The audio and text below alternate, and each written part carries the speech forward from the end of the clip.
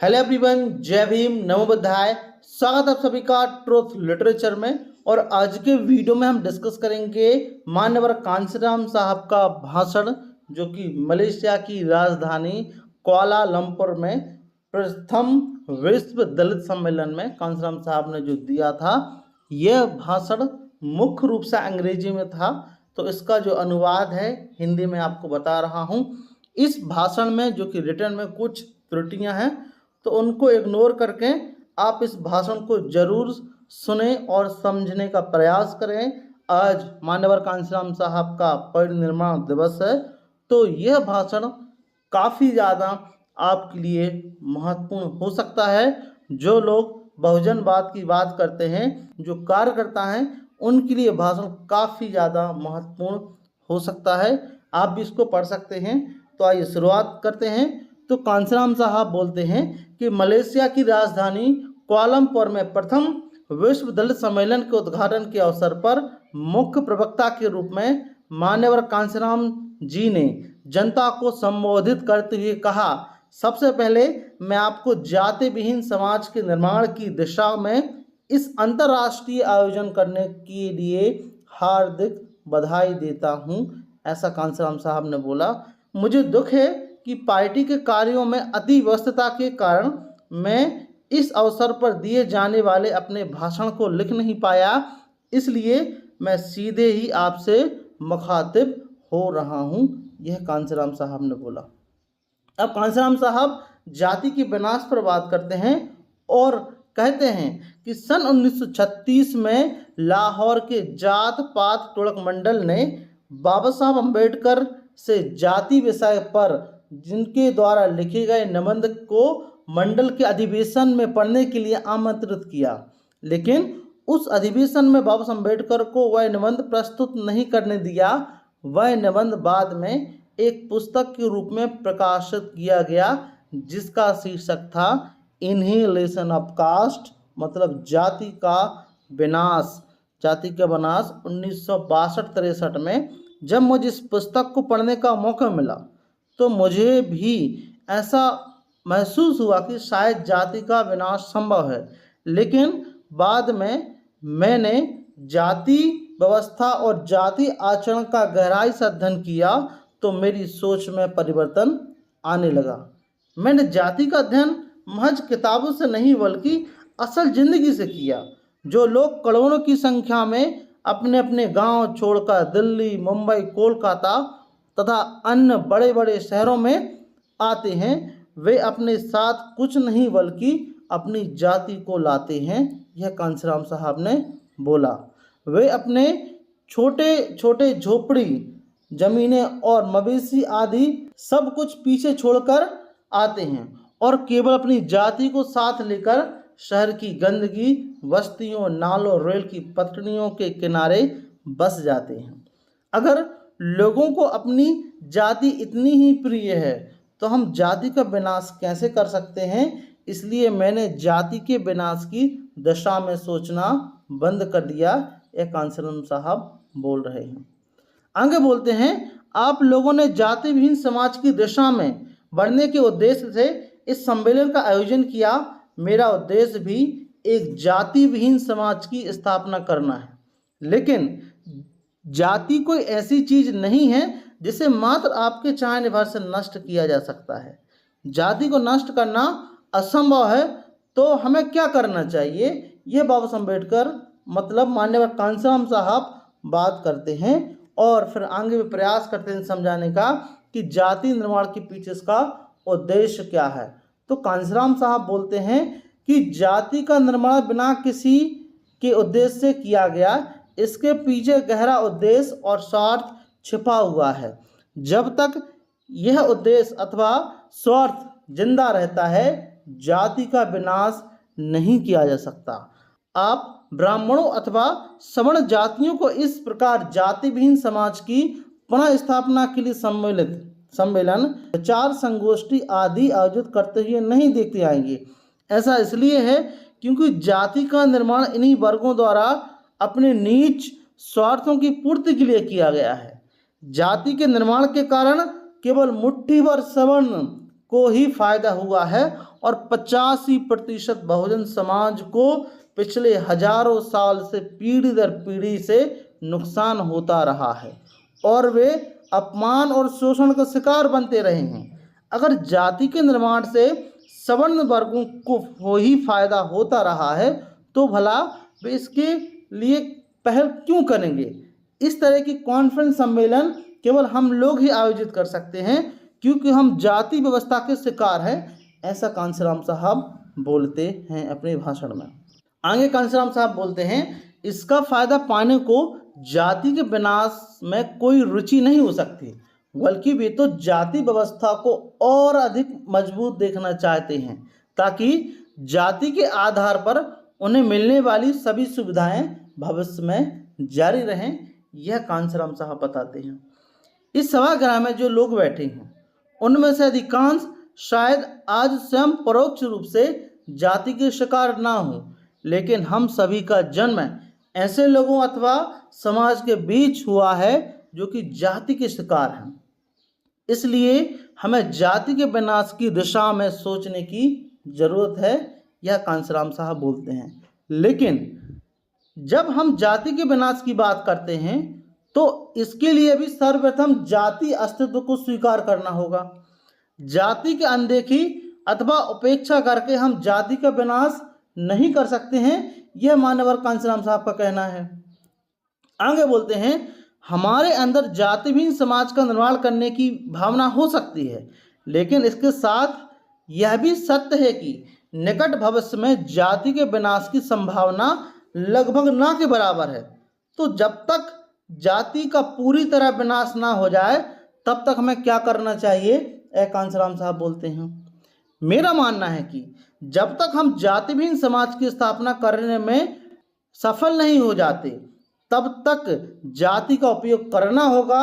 अगर ब्राह्मण जाति का उपयोग अपने फायदे के लिए कर रहे हैं तो मैं उसका इस्तेमाल अपने समाज के हितों में क्यों नहीं कर सकता, यह कांशीराम साहब बोल रहे हैं। कांशीराम साहब बोल रहे हैं कि जो जाति होती है दोहरी तलवार है। जाति एक दोहरी तलवार के समान है जो दोनों तरफ से काटती है। अगर आप इसे एक तरफ से चलाएं, अपने हाथ को दाईं तरफ ले जाते हुए, तो यह दाएं तरफ काटती है। अगर आप इसे दूसरी दिशा में ले जाएं, हाथ की बाईं तरफ लहराते हुए, तो यह दूसरी तरफ से काटती है, यह कांशीराम साहब बोलते हैं। तो मैंने जाति को दो धारी तलवार की तरह इस्तेमाल करना शुरू कर दिया। इसका फायदा बहुजन समाज को मिले और उच्च वर्ग को इसका फायदा पहुंचाना बंद हो जाए, ऐसा कांशीराम साहब बोलते हैं। कांशीराम साहब उदाहरण देते हैं कि बाबा साहब अम्बेडकर ने जाति के आधार पर ही अनुसूचित जाति और अनुसूचित जनजाति के लोगों को उनके सामाजिक और राजनीतिक अधिकार दिलाए। जाति का सहारा लेकर ही उन्होंने 1931-32 राउंड टेबल कॉन्फ्रेंस में इन वर्गों के लिए पृथक निर्वाचन की व्यवस्था करवाई।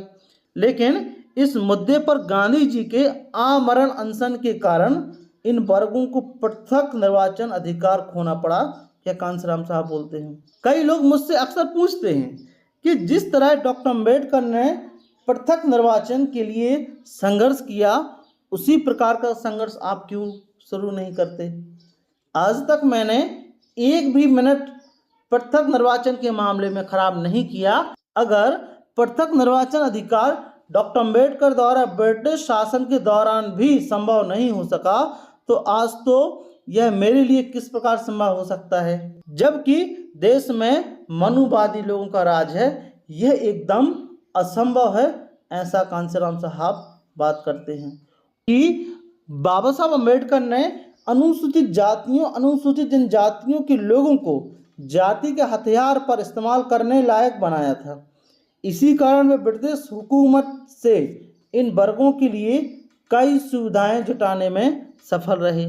लेकिन अंग्रेजों के भारत छोड़ने के बाद केवल 3 लोग ही ऐसे रहे जिन्हें जाति के हथियार का इस्तेमाल करने में महारत हासिल है।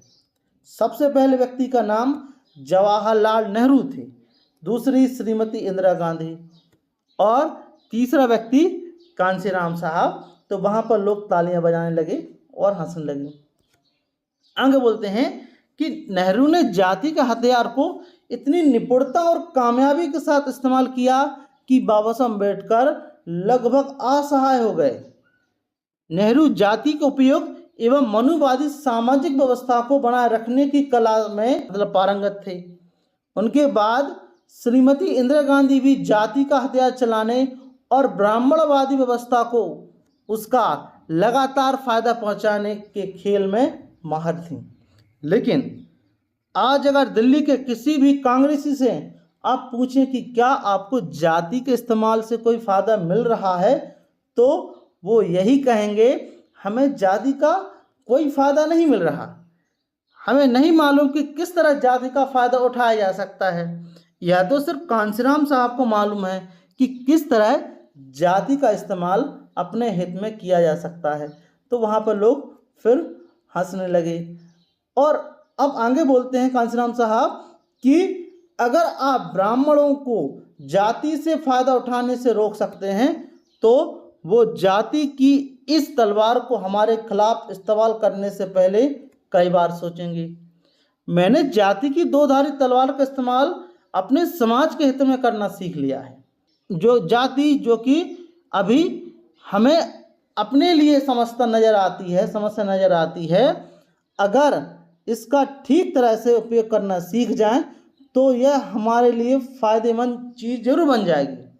आज जो हमारी समस्या है वो कल के हमारे लिए अवसर बन जाती है, बशर्ते हम उसे ठीक तरह से इस्तेमाल करना सीख जाएं। हम साहब बोलते हैं, जो कि भारतीय शरणार्थी के बारे में बात करते हैं, कि हमें इतिहास से सबक लेने के लिए हमेशा तैयार रहना चाहिए।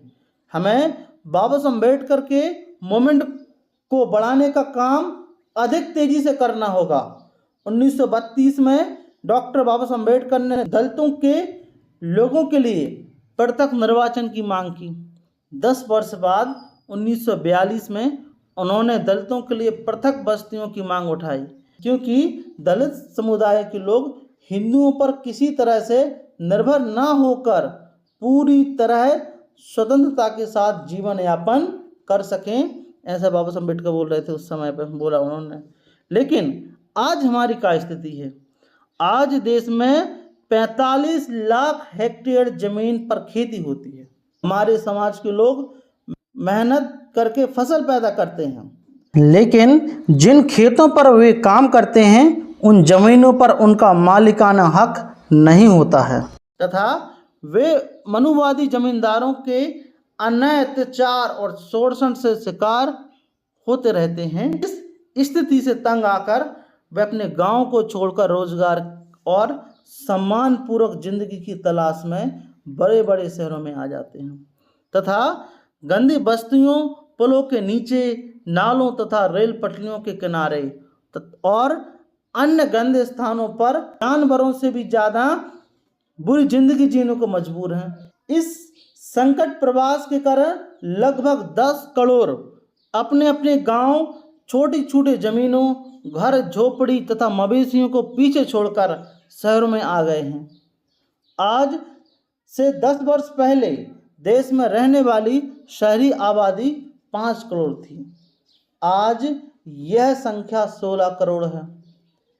ये लोग गंदे समूह, झुग्गियों, सड़कों आदि स्थलों पर रह रहे हैं। हम इन्हें भारतीय शरणार्थी कहते हैं। और आज के सिनेरियो में बात करें 2023 में, ये भाषण लगभग कांशीराम साहब ने लगभग 25 साल पहले दिया था।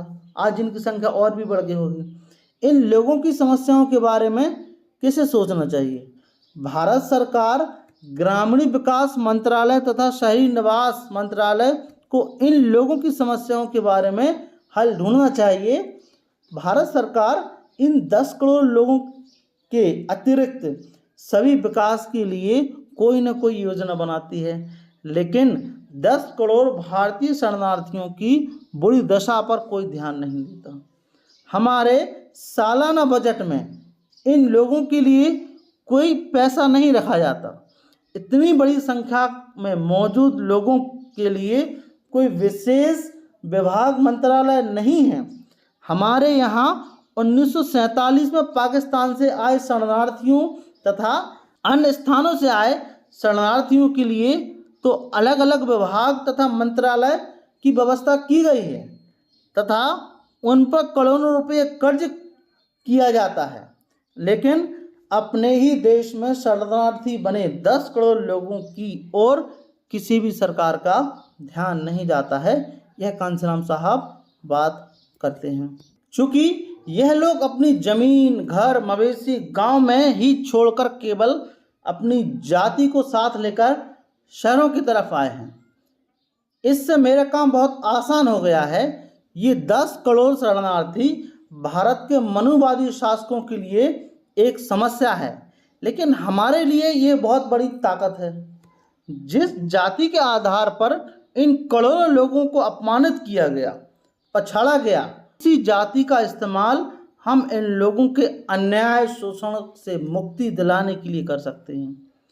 आगामी नवंबर में दिल्ली, राजस्थान और मध्य प्रदेश में होने वाले विधानसभा चुनाव के बाद हमने इन लोगों की मुक्ति के लिए भारतीय शरणार्थी आंदोलन चलाने की योजना बनाई है। मैं मात्र इस उम्मीद पर खाली नहीं बैठा रहूँगा कि एक दिन अपने आप जाति समाप्त हो जाएगी, बल्कि जब तक भारतीय समाज में जाति जिंदा है तब तक मैं इसको अपने समाज के हित में इस्तेमाल करता रहूँगा।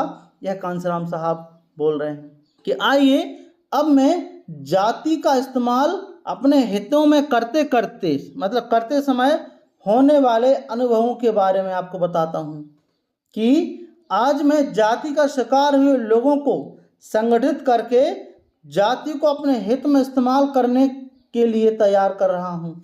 मैं उन्हें बाबा साहब अम्बेडकर के मिशन को आगे बढ़ाने के लिए प्रेरित कर रहा हूँ। मैं अपने समाज को अर्थात जाति का शिकार हुए लोगों को जाति की इस दोधारी तलवार को अपने हित में इस्तेमाल करने के लायक बना रहा हूँ। आज हर एक मनुवादी और नेता मेरे द्वारा जाति का इस्तेमाल किए जाने के कारण घबराए हुए हैं। इस कांशीराम चमत्कार को रोकने के लिए सभी मनुवादी दल कोशिश कर रहे हैं। पहले राजीव गांधी ने कोशिश की, फिर बिपिन सिंह, नरसिम्हा राव आदि ने कोशिश की। आज वही कोशिश भारतीय जनता पार्टी कर रही है, लेकिन ये सभी लोग अपना खेल खेल रहे हैं और मैं अपना खेल खेल रहा हूँ। पूरा जो हम बोल सकते हॉल तालियों की गड़गड़ाहट से गूंज उठा। अब बात करते हैं कांशीराम साहब बहुजन समाज पार्टी की कि बहुजन समाज पार्टी को पूरे देश में मान्यता प्राप्त करनी है। यह बोलते हैं जाति से फायदा उठाने वाले मनुवादी लोगों ने इसे बनाया ताकि इसकी सहायता से वे दूसरों पर निरंतर राज कर सकें।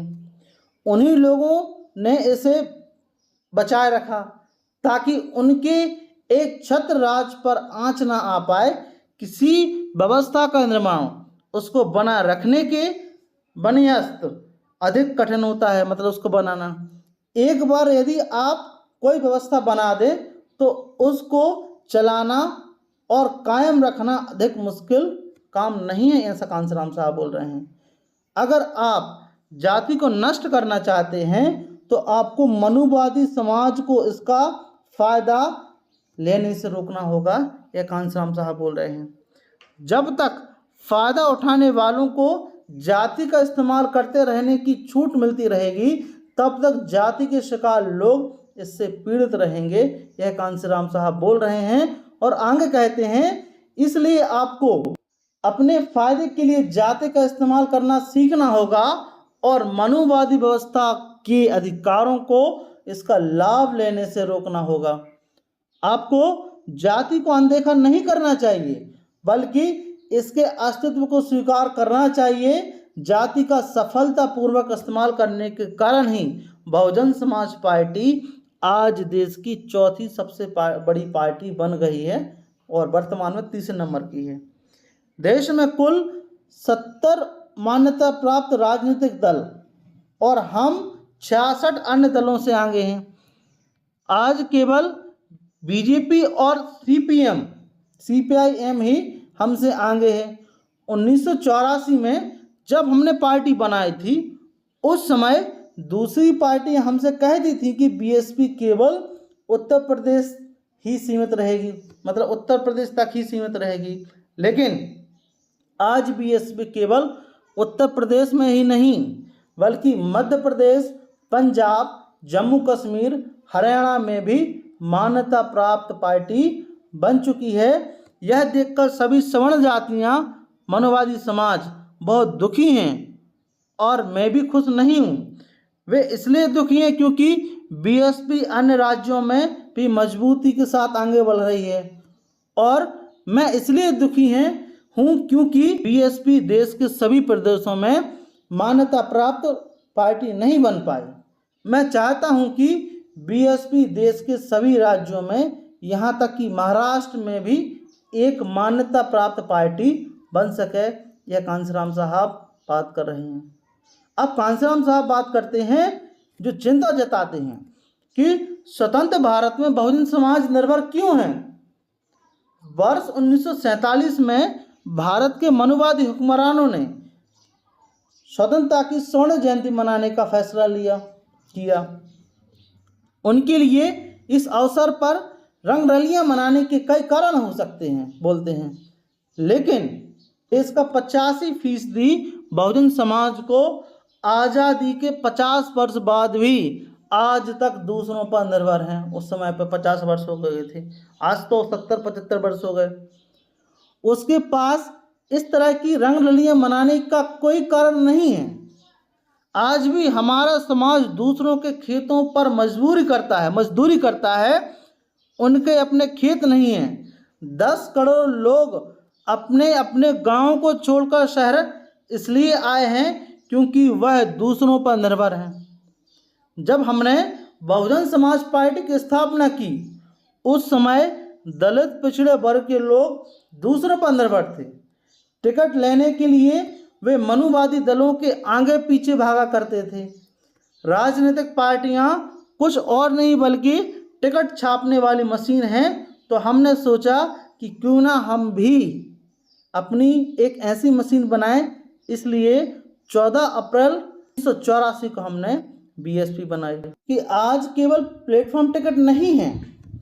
मार्च 1985 में उत्तर प्रदेश के विधानसभा चुनाव में हमने 237 उम्मीदवारों को टिकट दिए। मैंने अपने उम्मीदवारों को बोला कि हमारे टिकट केवल प्लेटफॉर्म टिकट हैं और आप इन टिकट की सहायता से लखनऊ नहीं पहुंच सकते। उस समय हमारे टिकट पाने के लिए कोई मारामारी नहीं होती थी, लेकिन आज हमारे टिकट की बेहद मांग है। आज उत्तर प्रदेश में बीएसपी के प्रत्येक उम्मीदवार को 1 लाख से अधिक वोट पड़ते हैं। आज हमारे टिकट मात्र प्लेटफॉर्म टिकट नहीं रह गए हैं, बल्कि हमारा टिकट लेकर आप लखनऊ ही नहीं बल्कि दिल्ली में भी पहुंच सकते हैं। आज हमारे टिकट के लिए इतनी मांग की आखिर क्या कारण है, किस कारण से? कांशीराम साहब बोलते हैं, कांग्रेस ने बीएसपी को लोकप्रिय बनाया है। 1984 के लोकसभा चुनाव के आधार पर चुनाव में कांग्रेस ने उत्तर प्रदेश में 425 में से 410 सीटें जीती। 1985 के विधानसभा चुनाव में उन्हें केवल 265 सीटें मिल सकीं। बीएसपी की उपस्थिति के कारण 145 सीटों से हाथ धोना पड़ा। इस हानि से निराश और कुंठित होकर उन्होंने बीएसपी को चमारों की पार्टी कहकर प्रचारित करना शुरू कर दिया। कांग्रेस के इस प्रचार से हमें निश्चित रूप से फायदा हुआ। हमारी पार्टी उत्तर प्रदेश में चमारों में बेहद लोकप्रिय हो गई। 1985 के चुनाव में हमें केवल 2% वोट मिली। 1989 के चुनाव में हमारा वोट प्रतिशत बढ़कर 9%, 1991 में 11%, 1993 में 20% हो गया। 1996 के लोकसभा चुनाव में उत्तर प्रदेश में हमें 29% वोट मिले। हमने यह सब जाति को अनदेखा करके हासिल नहीं किया, बल्कि हमने इसके अस्तित्व को स्वीकार करके और इसको अपने फायदे के लिए इस्तेमाल करके ही उत्तर प्रदेश में यह सफलता हासिल की। आज कांग्रेस जाति का फायदा उठाने में असमर्थ है और हमने जाति का इस्तेमाल करके अपनी शक्ति को कई गुना बढ़ाया है और आगे भी बढ़ाएंगे, ऐसा कांशीराम साहब कहते हैं। और कांशीराम साहब बोलते हैं कि जो कि महाराष्ट्र से सबक लेते हैं कि आज यहाँ महाराष्ट्र के आए कई लोग मौजूद हैं, मैंने इन लोगों से काफ़ी कुछ सीखा है। अंबेडकर मूवमेंट चलाने के लिए आधा सबक मैंने बाबा साहब अम्बेडकर से सीखा और बाकी आधा सबक मैंने महाराष्ट्र के महावरा से सीखा। बाबा साहब से मैंने यह सीखा कि किस प्रकार मूवमेंट चलाया जाना चाहिए। महाराष्ट्र के महावरों से मैंने यह सीखा कि मूवमेंट को किस तरह नहीं चलाना चाहिए। किसी मूवमेंट को चलाने के लिए केवल यह जानना जरूरी नहीं है कि उसे किस तरह चलाया जाए, बल्कि यह जानना भी जरूरी है कि उसे किस तरह नहीं चलाया जाना चाहिए। अगर आपको यह मालूम नहीं कि मूवमेंट किस तरह चलाया नहीं जाए तो आप यह मूवमेंट को नहीं जान पाएंगे कि उसे किस तरह चलाया जाना चाहिए। महावरों ने जाति के हथियार को ठीक तरह से इस्तेमाल नहीं किया। उनका कहना था कि अब वे बौद्धिस्ट हैं और अब वे महार नहीं रहे, लेकिन इसके साथ साथ वे महार की हैसियत से रिजर्वेशन के लिए लड़ते रहे। उन्होंने महार से बौद्ध बने लोगों के लिए भी आरक्षण की मांग की। आप लोगों ने जाति की बदबू को हिंदू धर्म से बौद्ध धर्म में भी भर दिया। जाति हिंदू धर्म की वह सड़ी हुई दुर्गंध है जिसने पूरे विश्व को प्रदूषित किया है, यह कांशीराम साहब बोल रहे हैं। अब आगे कांशीराम साहब आरक्षण के 100 वर्ष के बारे में बोलते हैं कि 26 जुलाई 1902 को कोल्हापुर के छत्रपति शाहूजी महाराज जी द्वारा दलितों को शिक्षा संस्थानों और सरकारी नौकरियों में आरक्षण की सुविधा दी गई। 26 जुलाई 2002 को हम आरक्षण के 100 वर्ष पूरे कर लेंगे। आरक्षण देने के लिए 100 वर्ष काफ़ी हैं। अब मैं अपनी जिम्मेदारियां समझता हूं कि अपने लोगों को आरक्षण देने के लिए नहीं, आरक्षण लेने के नहीं, दूसरों को आरक्षण देने के लिए तैयार करूं। हम दूसरों को आरक्षण देने लायक कैसे बन सकते हैं, यह बात कहना और समझना तो आसान है, लेकिन अमल में मुश्किल काम है। मतलब अमल में लाना बहुत मुश्किल काम है। आरक्षण देने लायक कौन होता है? केवल हुक्मरान ही दूसरों को आरक्षण दे सकते हैं। यहाँ तक कि खुद अपने समाज को लाभ पहुँचाने और अपने हितों की रक्षा के लिए आपको शासक जमात बनना होगा। इसलिए हमें इस देश का शासक बनने के लिए अपने लोगों को तैयार करना चाहिए। हमें शासक बनना है, केवल यही एक उपाय है। लेकिन प्रश्न यह है कि जाति के शिकार लोग शासक कैसे बन सकते हैं, यह कांशीराम साहब बात कर रहे हैं। कांशीराम साहब बोलते हैं कि MP MLA बनना जरूरी है अथवा अम्बेडकर चलाना। मतलब आगे बताते हैं, बोलते हैं मैंने बाबा साहब अम्बेडकर को नहीं देखा जब वे जिंदा थे और ना ही उनको कभी सुना था। मैंने अम्बेडकरवाद को महाराष्ट्र के नेताओं से ही सीखा है। श्री बालाजीराव कांबले जो आज यहाँ नीली टोपी पहने मेरे सामने बैठे हैं, उनमें से एक जिन्होंने मुझे अम्बेडकरवाद की शिक्षा दी। जब महाराष्ट्र के अम्बेडकरवादी नेता टिकट के लिए कांग्रेस के पिछलग्गू बनने लगे तो मेरी उनसे कई बार झड़प हुई। उनका कहना था कि अगर वो अम्बेडकरवाद से जुड़े रहेंगे तो कभी MLA MP नहीं बन सकेंगे। मैंने उनसे पूछा कि ज़्यादा ज़रूरी क्या है, MLA MP बनना या बाबा साहब अम्बेडकर का मूवमेंट चलाना? मेरे विचार में बाबा साहब अम्बेडकर का मूवमेंट चलाना ज़्यादा ज़रूरी था, इसलिए मैंने मूवमेंट चलाने का फैसला लिया। यह ख्याल मेरे मन में भी आया था कि मूवमेंट को अच्छी तरह से चलाने के लिए हमें MLA MP बनाने चाहिए, लेकिन ज़रूरी सवाल ये था कि कौन सी पार्टी हमें MLA MP बनने देगी जो हमारी डॉक्टर अम्बेडकर का मूवमेंट चला सके, ऐसा बोल रहे थे। MLA MP केवल हमारी पार्टी के जरिए ही बन सकते हैं, ऐसा कांशीराम साहब ने बोला। इसलिए मैं बम्बई छोड़कर लखनऊ आ गया। बाबा साहब अम्बेडकर का समर्थन किस किस जाति ने किया बताते हैं कि मैंने समाज में जाति की सच्चाई के विषय में गहन अध्ययन सोच विचार किया। मैंने उन जातियों के बारे में अध्ययन किया जिन्होंने डॉक्टर अम्बेडकर का समर्थन किया था। उनके मूवमेंट को महाराष्ट्र में महारों ने, परिहार लोगों ने तमिलनाडु में, माला लोगों ने, माला जाति के लोगों ने आंध्र प्रदेश में, जाटों ने उत्तर प्रदेश में और चंडालों ने बंगाल में समर्थन किया। लेकिन जब बाबा साहब अम्बेडकर 1952-1954 के चुनाव को खुद नहीं जीत सके तो उनके समर्थकों ने सोचा, जब बाबा साहब अम्बेडकर खुद ही चुनाव नहीं जीत पाते तो हम किस प्रकार चुनाव जीतकर MP MLA बन सकते हैं। उसके बाद मैंने बाबा साहब अम्बेडकर की चुनावी जीत के बारे में विचार किया।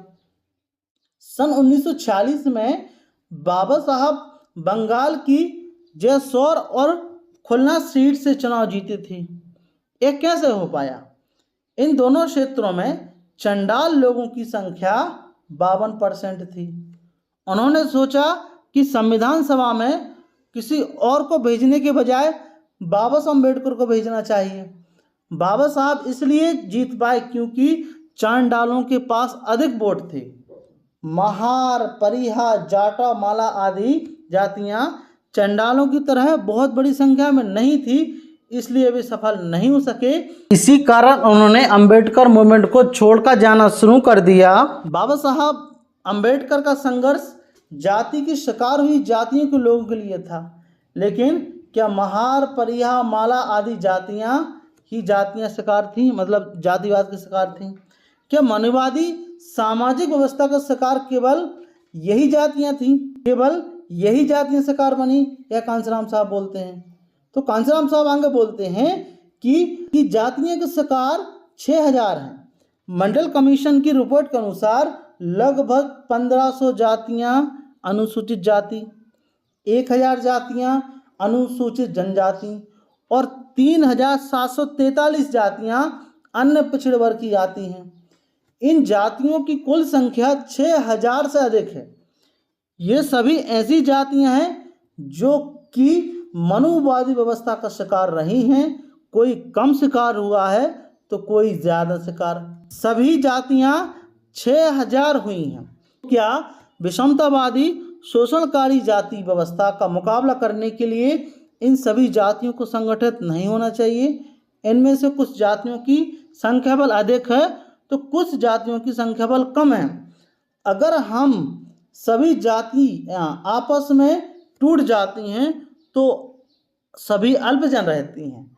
लेकिन अगर यह जातियां आपस में भाईचारा पैदा करके संगठित हो जाती हैं तो बहुजन समाज बन जाती हैं। इन लोगों की इस देश में जनसंख्या 85% है और यह अपने आप में देश की सबसे बड़ी शक्ति है, ऐसा कांशीराम साहब बोलते हैं।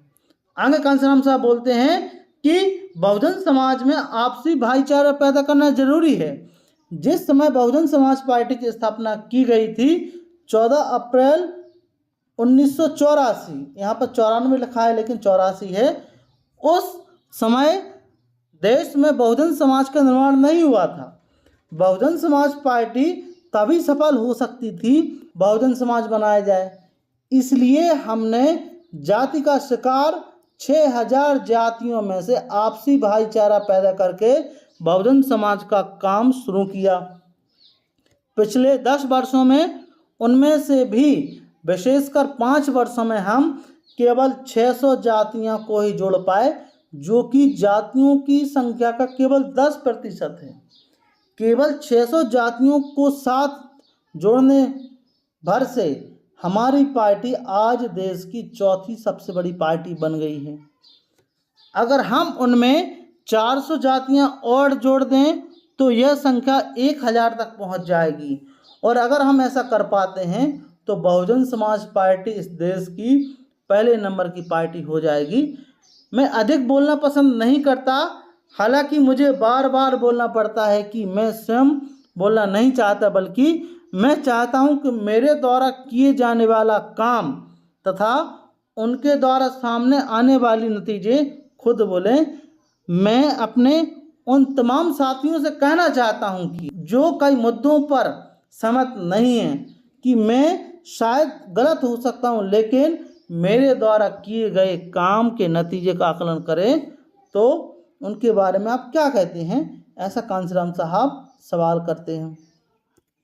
आगे बोलते हैं कि इतनी सारी जातियों को जोड़कर एक मंच पर लाना एक बेहद मुश्किल भरा काम था, इसलिए जोड़ने का प्रयास करने वालों की बहुत आलोचना की गई थी और उसे ऐसा संभव काम ना करने की सलाह दी गई थी।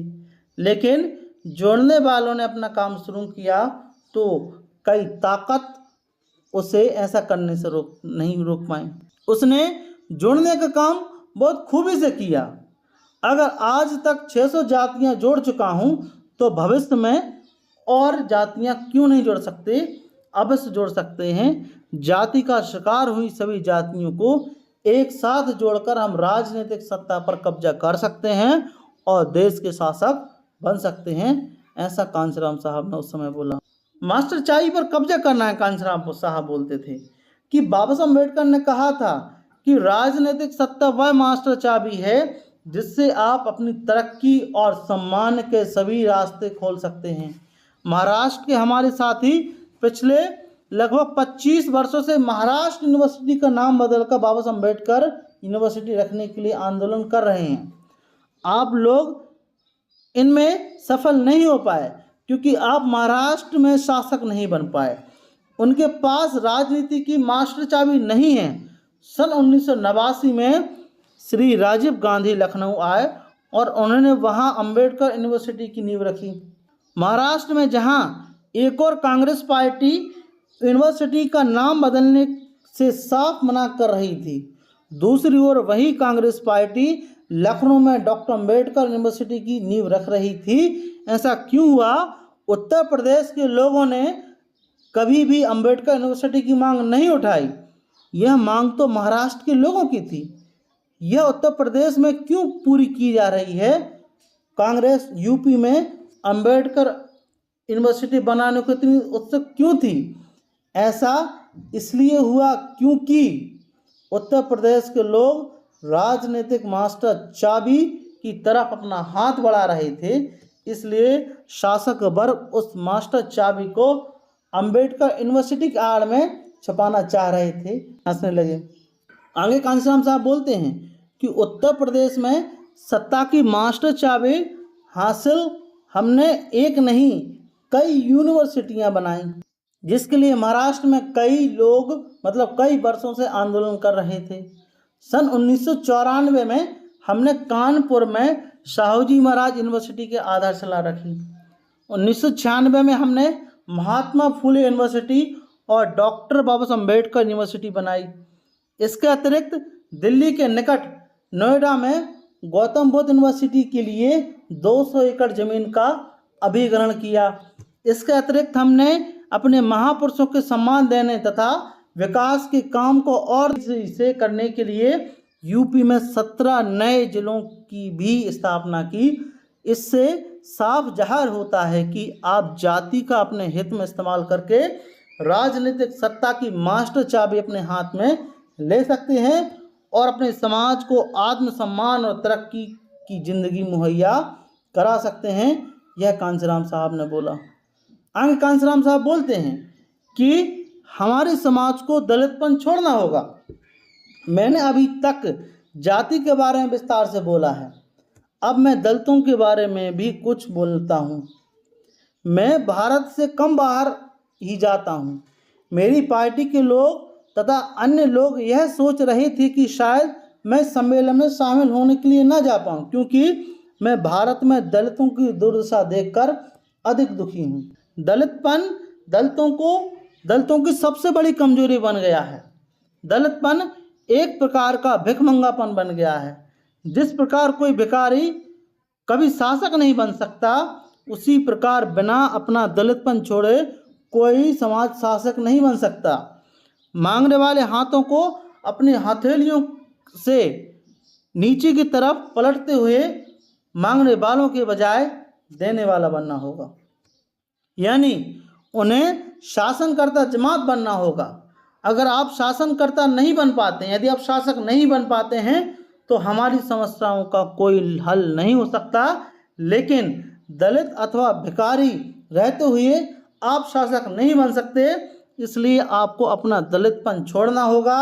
अगर आप शासक बन जाते हैं तो आपकी सभी समस्याओं का हल अपने आप स्वयं कर सकते हैं।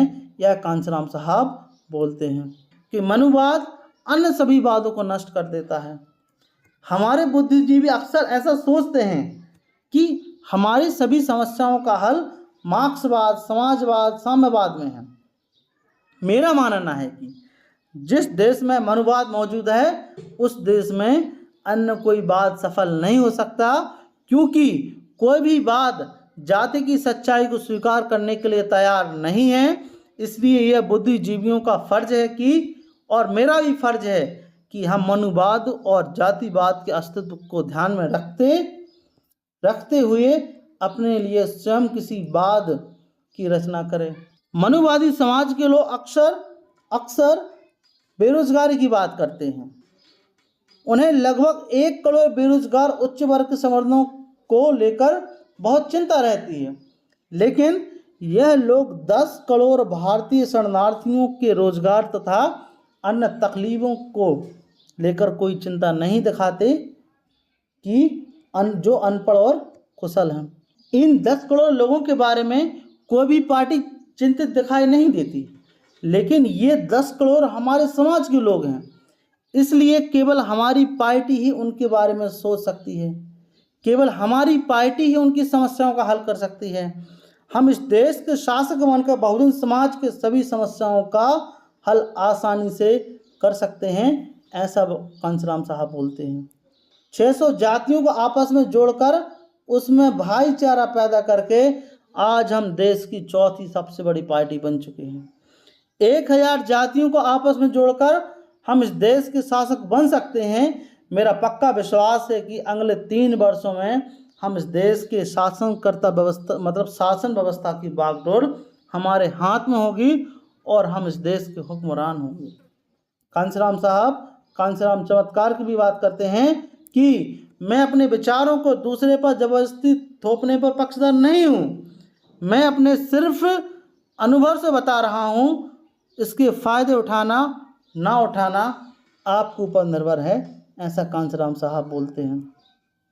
आगे बात करते हैं कि आप शासक बनकर जाति विहीन समाज की स्थापना करने में सक्षम हो सकते हैं। आपकी सभी समस्याओं का यही हल मैं आपको बता रहा हूँ। जाति का फायदा उठाने वाले आखिर जाति को नष्ट करना क्यों चाहेंगे? जाति के शिकार हुए लोगों को ही यह काम स्वयं करना होगा। शासक ही जाति व्यवस्था को समाप्त कर सकने में सक्षम हो सकते हैं। आप यह कह सकते हैं कि मैं असंभव सी बात कह रहा हूँ, लेकिन अपनी जिंदगी में मैंने हमेशा असंभव से लगने वाले कामों में हाथ डाला है और साथ ही साथ उनमें सफलता भी हासिल की है। इसी का नाम कांशीराम चमत्कार है। आज कांशीराम चमत्कार एक राष्ट्रीय स्वरूप अख्तियार करता जा रहा है। इसलिए मेरा आपको यही संदेश है कि आप सही सोच समझते हुए एक जाति विहीन समाज की दिशा में आगे बढ़ें। अंत में आपसे यही कहूँगा कि आप शासक बनकर ही एक जाति विहीन समाज की स्थापना कर सकते हैं, इसलिए क्योंकि शासक ही एक नए समाज का निर्माण कर सकता है, ऐसा कांशीराम साहब बोलते हैं। तो आपका यह जो भाषण था कांशीराम साहब का, इस बारे में क्या मानना है प्लीज़ हमें कमेंट बॉक्स में ज़रूर बताएं।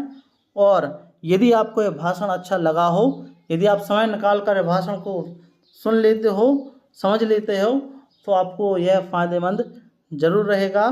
तो अंत में यही बात बोलना चाहूँगा कि यदि आप और भी इस प्रकार के वीडियो चाहते हैं विस्तार में, तो प्लीज़ हमें कमेंट बॉक्स में ज़रूर बताएं। और यदि आप चैनल पर नए हो तो इसको सब्सक्राइब ज़रूर करें, साथ ही साथ इस वीडियो को शेयर ज़रूर करें, हमें सपोर्ट ज़रूर करें। जय भीम, जय भारत।